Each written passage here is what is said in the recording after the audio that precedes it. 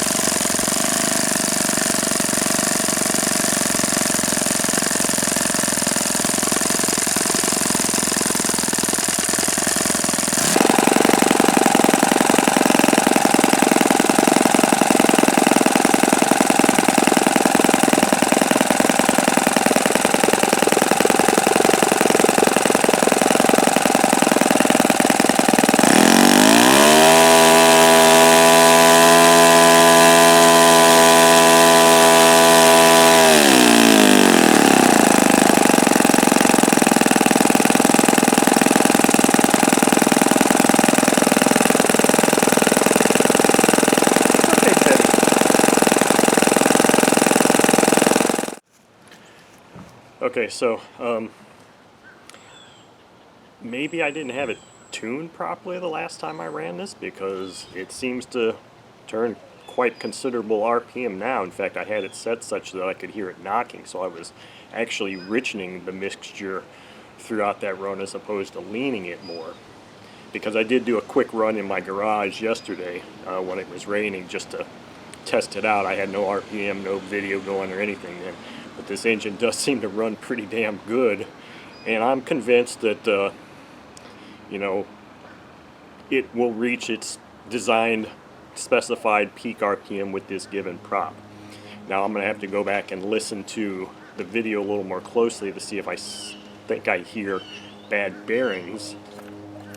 But honestly, I didn't hear anything that sounded like bad bearings when I was running it. So, not like I have any other plans for this engine other than to oil it up and put it back in the box.